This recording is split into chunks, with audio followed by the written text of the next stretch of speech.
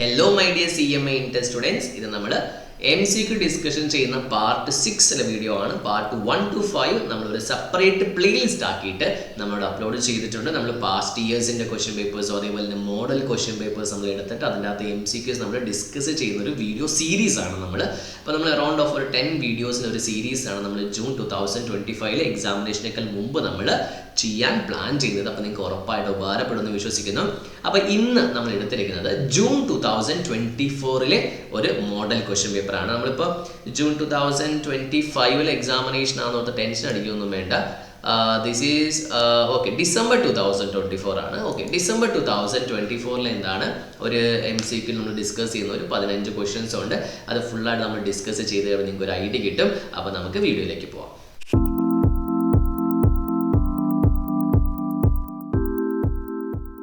So it is December 2024 set 1 ആണ്. നമുക്ക് ഇനിയും സെറ്റ് 2 കാര്യങ്ങളൊക്കെ ഡിസ്കസ് ചെയ്യാം. എത്ര ക്വസ്റ്റൻസ് ഡിസ്കസ് ചെയ്യാൻ പറ്റുമോ അത്രയും നമുക്ക് ഡിസ്കസ് ചെയ്യാം.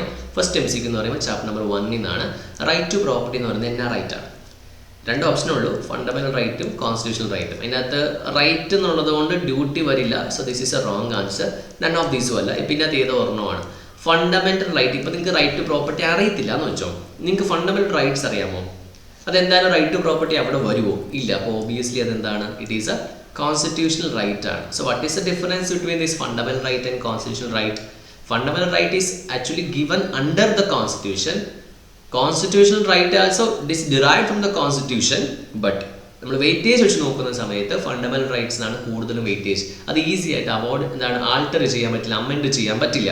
പണ്ട് റൈറ്റ് ടു പ്രോപ്പർട്ടി എന്തായിരുന്നു? റൈറ്റ് ടു പ്രോപ്പർട്ടി എന്ന് പറയുന്നത് ഫണ്ടമെന്റൽ റൈറ്റ് തന്നെയായിരുന്നു. പിന്നെ അതിനെ റിമൂവ് ചെയ്തിട്ട് like right to vote constitutional right ആയി. അപ്പം നമുക്ക് എന്താണ് അമെൻഡ് ചെയ്യാൻ പറ്റും. So answer will be constitutional right ആണ്. Clear? The first one. Second one, contract എന്ന് പറഞ്ഞാൽ എന്താണ്? സോ സെക്കൻഡ് ചാപ്റ്റർ എന്ന് പറഞ്ഞൊരു ക്വസ്റ്റൻ ആണ്. കോൺട്രാക്ട് എന്ന് പറഞ്ഞാൽ what is the meaning of contract? A contract is a legal obligation. ഉറപ്പായിട്ടും it is an agreement plus legal obligations. Okay. Consents അടിയിടം. Okay. An agreement plus legal object. എല്ലാം ശരി തന്നെയാണ്. Most appropriate answer ഏതാണ്? An agreement enforceable by law is contract. Okay. അപ്പോൾ ഉറപ്പായിട്ട് അവിടെ എന്ത് വേണം? എഗ്രിമെന്റ് വേണം. ഇവിടെയും എഗ്രിമെന്റ് ഉണ്ട്. അപ്പോൾ ഇത് രണ്ടും എന്താണ്? വരില്ല. അപ്പോൾ ഒന്നെങ്കിൽ ബി അല്ലെങ്കിൽ D. An agreement enforceability. What is the meaning of enforceability? നമുക്ക് ലീഗൽ സാന്നിധ്യം, ലീഗൽ ഒബ്ലിഗേഷൻസ്. അതായത് നാളെ അത് ചെയ്തില്ലെങ്കിൽ നിങ്ങൾക്ക് കോൺസിക്വൻസസ് ഉണ്ടാകും. ഇപ്പം ഞാൻ എൻ്റെ വീട് നിങ്ങൾക്ക് വിൽക്കാം എന്ന് പറഞ്ഞിട്ട് ഒരു എഗ്രിമെൻറ്റ് ചെയ്തിട്ട് ആ എഗ്രിമെൻറ്റ് ഫോളോ ചെയ്തിട്ടില്ലെങ്കിൽ ഞാൻ ചെയ്ത ആ തെറ്റ് കാരണം വരുന്ന കോൺസിക്വൻസസ് എല്ലാം ഞാൻ ഫേസ് ചെയ്യണം. So that is called as legal obligation എന്ന് പറയുന്നത്. ഓക്കെ. അപ്പോൾ ഇതാണ് എൻഫോഴ്സബിലിറ്റി എന്ന് പറയുന്നത്. എൻഫോഴ്സബിൾ ബൈ ലോ എന്ന് നമ്മൾ പറയുന്ന കോൺസെപ്റ്റ്. പക്ഷേ മോറൽ ഒബ്ലിഗേഷൻസോ നമ്മൾ പറയത്തില്ല, ഡൊമസ്റ്റിക് എഗ്രിമെൻറ്റ്, സോഷ്യൽ എഗ്രിമെൻറ്റ്. സിനിമയ്ക്ക് പോകാമെന്ന് പറഞ്ഞു, ഓക്കെ, എഗ്രിമെൻ്റ് ആക്കി, സിനിമയ്ക്ക് പോകാമെന്ന് പറഞ്ഞു, പക്ഷേ സിനിമയ്ക്ക് പോയില്ല. അപ്പോൾ നിങ്ങൾ സിനിമയ്ക്ക് പോകാത്തത് ഞാൻ നിങ്ങളുടെ കൂടെ സിനിമയ്ക്ക് വരാത്തത് കൊണ്ട് നിങ്ങൾക്കായ നഷ്ടത്തിന് കോടതി കയറാൻ പറ്റില്ല. So that is called as legal obligation. So it is point number B is the right answer. An agreement plus legal obligation. Okay, clear? Second question is the proper. Second one is the proper answer. Next one, The doctrine of caveat emptor. This is a chapter number 3 ആണ്. Sale of caveat എന്ന് പറഞ്ഞാൽ എന്താണ്? Full form നമ്മൾ നോക്കുക. Let the buyer beware. Right? Okay. അപ്പോൾ ഇവിടെ caveat emptor എപ്പോഴാണ് apply ചെയ്യുന്നത്? 4 കോൺസെപ്റ്റ് വായിക്കുമ്പോൾ പെട്ടെന്ന് എന്താണ് എല്ലാം ഒരേപോലെ കണ്ടെങ്കിലും എപ്പോഴാണ് doctrine of caveat emptor applicable ആകുക? ഇംപ്ലൈഡ് കണ്ടീഷൻസ് വാറന്റീസും ഇല്ലാത്തപ്പോഴാണ്. ഓക്കെ. ഇതെല്ലാം എന്താണ്? ബിയും സിയും ഡിയും എല്ലാം എന്താണ്? This is exceptions where the caveat emptor is not applicable. Okay. അപ്പോൾ എന്താണ്? There is no implied conditions and warranties. ഇല്ലാത്ത സമയത്ത് എന്ത് സംഭവിക്കുള്ളൂ? caveat emptor. It is the duty of the buyer. പക്ഷേ ഈ ഒരു സാഹചര്യത്തിലെല്ലാം 3 സാഹചര്യത്തിൽ എന്ത് ചെയ്യാൻ പറ്റും? അടുത്ത പ്രാവശ്യം ഇത് ചോദിച്ചിട്ട് all of the above ചോദിക്കാം. all of the above ചോദിക്കാം. ഓക്കെ, ഓർത്ത് വെക്കുക. Okay, clear? ഇനി this one is banker, negotiable instrument. Bank അല്ലെങ്കിൽ ബാങ്കർ എന്ന് പറഞ്ഞാൽ ആരാണ്? ഒന്ന്, any person acting as an employee of the bank. ഇത് വരത്തൊന്നുമില്ല. Next, managing director. ഒരിക്കലും എംപ്ലോയീസും മാനേജിംഗ് ഡയറക്ടറൊന്നും വരില്ല. നെക്സ്റ്റ് ചോദ്യം, any person acting as a banker. SBI bank ആണോ? ബാങ്ക്. പോസ്റ്റ് ഓഫീസ് ബാങ്ക് ആണോ? ബാങ്ക് ആണ്. Next, any person acting as N agent of any bank. ചില സമയത്ത് അത് ബാങ്ക് ആയിട്ട് വരും, ഇല്ലെന്ന് പറയാൻ പറ്റില്ല. ഓക്കെ, ഏജൻസി ബാങ്കുകളും കാര്യങ്ങളൊക്കെ. പക്ഷേ പ്രോപ്പർ ആൻസർ എന്ന് പറയുമ്പോൾ ഇതാണ്, any person acting as a banker, SBI plus post office saving bank, ഇത് രണ്ടും എന്താണ്? ബാങ്ക് തന്നെയാണ്. സോ നെഗോഷ്യബിൾ ഇൻസ്ട്രുമെൻറ്റിൽ ആൻസർ. നെക്സ്റ്റ്, ഓക്കെ, നമ്മളെപ്പോഴും ഒരു ക്ലൂ പറയാറുണ്ട്. ഓൾ ഓഫ് ദി എബോവ് എന്ന majority all of the above തന്നെയായിരിക്കും. ആ പാർട്ട്ണർഷിപ്പ് ഫോമിൻ്റെ ക്വസ്റ്റ്യൻ ആണ്. What are the rights of partners after dissolution? Dissolution ആയതിനു ശേഷം പാർട്ട്നേഴ്സിൻ്റെ റൈറ്റ് എന്തൊക്കെയാണ്? To have the surplus distributed among the partners or there representative according to their rights. Obviously ബാക്കിയുള്ള പൈസ, സർപ്ലസ് എന്ന് പറയുമ്പോൾ എന്താണ്? കടമെല്ലാം കൊടുത്തതിന് ശേഷം ബാക്കിയുള്ള പൈസ അവർക്ക് വീതിച്ചെടുക്കാം. ഉറപ്പായിട്ട് ഒരു പാർട്ട്ണർ മരിച്ചു പോയി കഴിഞ്ഞാൽ പാർട്ട്നേഴ്സിന്റെ ലീഗൽ റെപ്രസെന്റേറ്റീവിന് കൊടുക്കാം. That is also right answer. To have business after dissolution, obviously. To have the property of the firm applied in the payment of debts, liabilities of the firm. ഉറപ്പായിട്ട്, കാരണം ഫോമിന്റെ ഡെറ്റ്സ് ഈ പറഞ്ഞ സർപ്ലസ് വരുന്നേക്കാൾ മുമ്പ് നമ്മൾ എന്താ ചെയ്യുന്നത്? പ്രോപ്പർട്ടി, ഫോമിന്റെ കടമെല്ലാം കൊടുത്തിട്ട് എന്താണ് അതിന്റെ ഡെറ്റും കടങ്ങളും എല്ലാം കൊടുത്തിട്ട് നമ്മൾ ചെയ്യുന്ന ഒരു concept. Obviously, so it is answer will B all of the above. Answer will be all of the above. അടുത്ത ചോദ്യം സിമ്പിൾ ചോദ്യമാണ്. LLPയിലെ പാർട്ട്നേഴ്സ് ആർക്കൊക്കെ ആകാൻ പറ്റും? നമുക്ക് രണ്ട് കാറ്റഗറിയാണ്. ഒന്ന് ഇൻഡിവിജ്വൽസ് മൈനർ ആകാൻ പറ്റില്ല, അൺസൗണ്ട് മൈൻഡ് ആകാൻ പറ്റില്ല, ഇൻസോൾവൻ്റ് ആകാൻ പറ്റില്ല. ബോഡി കോർപ്പറേറ്റിൽ 4 പേർക്ക് പറ്റും. ആർക്കൊക്കെ പറ്റും? നമ്മൾ പഠിച്ചിട്ടുണ്ട്. Company, LLP, Indian LLP, foreign LLP, Indian company, foreign company. ഇതല്ലാതെ ആർക്കും പറ്റത്തില്ല. ഓക്കെ, HUF പറ്റത്തില്ല. HUF സെപ്പറേറ്റ്ലി പറഞ്ഞിട്ടില്ല, പക്ഷേ HUF എന്താണ് പറ്റില്ല. ഓക്കെ, ഓർത്ത് വെക്കുക. So HUF cannot be a partner in LLP because HUF is not considered as a body corporate. Okay, clear? So option number B is the right answer. Next എന്ന് പറഞ്ഞിട്ടുണ്ടെങ്കിൽ ഇത് factories act ആണ്. അപ്പോൾ this is LLP chapter ആണ്. അപ്പോൾ നോക്കി 6 ചാപ്റ്ററിൽ നിന്ന് ഓരോരോ ക്വസ്റ്റ്യൻസ് വന്നിട്ടുണ്ട്. 7ാമത്തത് ഫാക്ടറീസ് ആക്ട് ആണ്. ഓർഡർ വൈസ് പോകുന്നുണ്ട്. അഡോൾസെന്റ് എന്ന് പറഞ്ഞാൽ ആരാണ്? What is the age? Who has complete 17 years? അങ്ങനത്തെ ഒരു കോൺസെപ്റ്റ് നമുക്കൊന്നുമില്ല. നമുക്ക് ആകപ്പാടുള്ളത് 2 കോൺസെപ്റ്റ് ആണ്. ദിസ് വൺ, ഇത് രണ്ടും കറക്റ്റാണ്.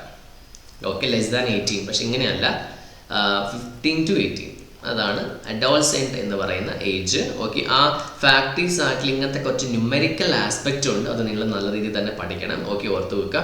അതിനുശേഷം ഗ്രാറ്റുവിറ്റി എപ്പോഴാണ് കൊടുക്കുന്നത്? നമുക്കറിയാം, റിട്ടയർമെന്റ്, സുപ്പറാനുവേഷൻ എന്ന് പറയുമ്പോൾ ഒരു ഫിക്സ്ഡ് ടേം ആകുമ്പോൾ റിട്ടയർ ആകും. Retirement is A wider term, എപ്പോൾ വേണമെങ്കിലും റിട്ടയർ ആകാം. അല്ലെങ്കിൽ ഡെത്ത്, ഡിസേബിൾമെന്റ് എപ്പോൾ വേണമെങ്കിൽ നമ്മൾ കൊടുക്കും. സോ ഇവിടെയും കണ്ടില്ലേ, all of the above.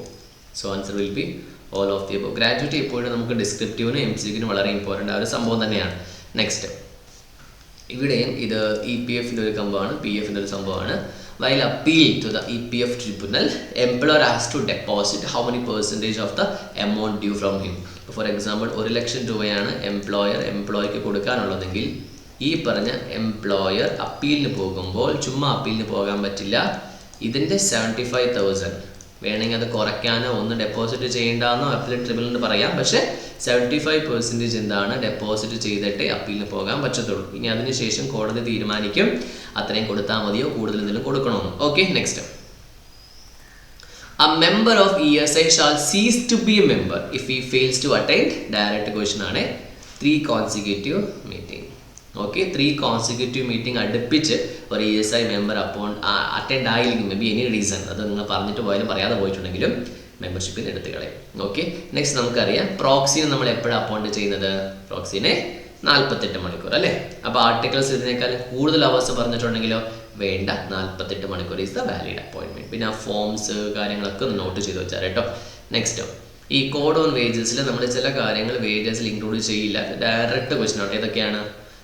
Bonus നമ്മൾ കൂട്ടില്ല, പിന്നെ കൺവെയൻസ് അലവൻസിലേക്ക് ട്രാവലിംഗ് അലവൻസ് കൂട്ടില്ല, ഹൗസ് റെന്റ് അലവൻസ് കൂട്ടില്ല. All of the above.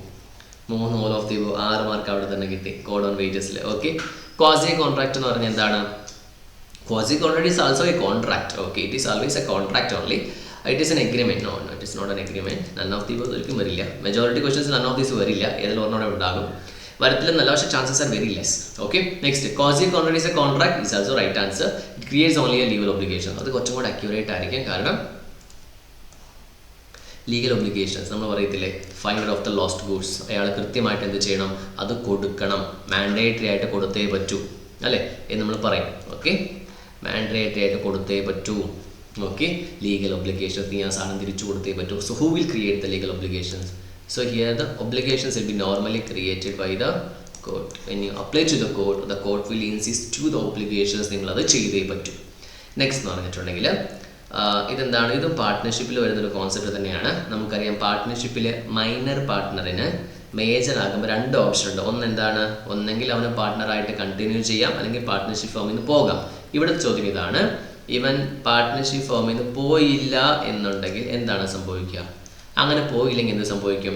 അവൻ അത്രയും നാളും കിട്ടാനുള്ള പൈസയെല്ലാം കിട്ടണം, പ്രോഫിറ്റ് കിട്ടണം, അസെറ്റ് കിട്ടണം. നെക്സ്റ്റ് എന്താണ്, അവൻ്റെ റൈറ്റ്സ് ആൻഡ് ലയബിലിറ്റീസ് നോട്ടീസ് കൊടുക്കുന്ന അന്നത്തോടു കൂടി തീർന്നു. Same concept. He shall be entitled to sue the partners for the share of the property. പ്രോഫിറ്റും ഈ പറഞ്ഞ മേജർ പാർട്ട്നേഴ്സ് തരാൻ തയ്യാറായില്ലെങ്കിൽ the minor can file a case against dum.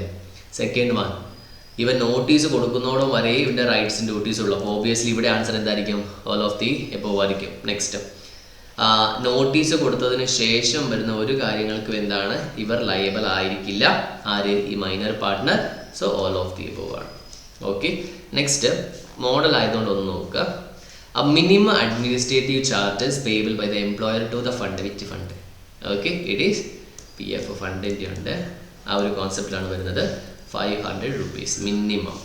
Okay, total വേജസിൻ്റെ 0.5% ആണ്. പക്ഷേ മിനിമം 500 rupees അഡ്മിനിസ്ട്രേറ്റീവ് ചാർജസ് ആയിട്ട് ആര് കൊടുക്കണം? നമ്മളുടെ ആൾ കൊടുക്കണം. Okay, clear? ഇത് മോഡലാണ്. മോഡലിൽ ചില വ്യത്യാസങ്ങളൊക്കെ വരും, ഓർത്ത് വെക്കുക. Okay, clear? യെസ്. അപ്പോൾ നമ്മൾ ഡിസ്കസ് ചെയ്തു, നമ്മൾ ആൻസേഴ്സ് വളരെ കൃത്യമായിട്ട് എല്ലാം ഡിസ്കസ് ചെയ്ത്. നിങ്ങൾക്ക് ഏതെങ്കിലും ഡൗട്ടോ ക്ലാരിഫിക്കേഷൻസ് ഉണ്ടെങ്കിൽ നിങ്ങൾക്ക് പറയാം കേട്ടോ. നിങ്ങൾക്ക് എന്ത് തന്നെ ചോദിക്കാൻ നമ്മൾ ഡിസ്കസ് ചെയ്യുന്നുണ്ട് ഇവിടെ. അപ്പോൾ നിങ്ങൾക്ക് കമൻറ്റ് ബോക്സിൽ കമൻറ്റ് ചെയ്യാം, നിങ്ങൾക്ക് അല്ലാതെ പേഴ്സണൽ മെസ്സേജ് അയക്കാം, ഇൻസ്റ്റാഗ്രാം ഫോളോ ചെയ്ത് നിങ്ങൾക്ക് മെസ്സേജ് അയക്കാൻ പറ്റും. അപ്പോൾ നിങ്ങൾ വീഡിയോ ഇഷ്ടപ്പെട്ട വീഡിയോ ലൈക്ക് ചെയ്യുക. നിങ്ങൾക്ക് ഞാൻ പാർട്ട് 1 തൊട്ട് 5 വരെയുള്ള വീഡിയോസ് നിങ്ങൾ കാണുക, നിങ്ങൾക്ക് ഉറപ്പായിട്ട് ഉപകാരപ്പെടും. കാരണം നമ്മുടെ കോൺസെപ്റ്റ് എന്ന് പറയുമ്പോൾ സീരീസിൻ്റെ ഉദ്ദേശം എന്ന് പറയുമ്പോൾ MCQസിൽ എന്താണ് നിങ്ങൾക്ക് നല്ലൊരു മാർക്ക് സ്കോർ ചെയ്യാൻ വേണ്ടി സഹായിക്കുക എന്നതാണ് നമ്മുടെ ഈ സീരീസിൻ്റെ ഉദ്ദേശം എന്ന് പറയുന്നത്. ഇപ്പോൾ 6ാമത്തെ പാർട്ട് വരെയും നിങ്ങളുടെ ഒരു സപ്പോർട്ടിൽ എത്തി നിന്നിട്ടുണ്ട്. അപ്പോൾ ഇനി നിങ്ങളുടെ സപ്പോർട്ട് നമുക്ക് ഉറപ്പായിട്ട് മുന്നോട്ട് പോകാൻ പറ്റും. എത്ര ക്വസ്റ്റ്യൻസ് ഉണ്ടോ അതെല്ലാം നമുക്ക് ഡിസ്കസ് ചെയ്യാൻ പറ്റും. ഓക്കെ, അപ്പോൾ നിങ്ങൾ നല്ല രീതിയിൽ പഠിക്കുക. നിങ്ങൾക്ക് എന്ത് തന്നെ പറയാനുണ്ട് നിങ്ങൾക്ക് കമൻറ്റ് ബോക്സിൽ കമൻറ്റ് ചെയ്യുക, നിങ്ങളുടെ ഫ്രണ്ട്സിന് ഇത് ഷെയർ ചെയ്ത് കൊടുക്കുക, വീഡിയോ ലൈക്ക് ചെയ്യുക. അപ്പോൾ ഇതുവരെ ചാനൽ സബ്സ്ക്രൈബ് ചെയ്തില്ലെങ്കിൽ ചാനൽ ഒന്ന് സബ്സ്ക്രൈബ് ചെയ്യുക. അപ്പോൾ നമുക്കിനി അടുത്ത വീഡിയോ കാണാം. അടുത്ത വീഡിയോ കാണുന്നവരെയും ഓൾ ദി വെരി ബെസ്റ്റ്.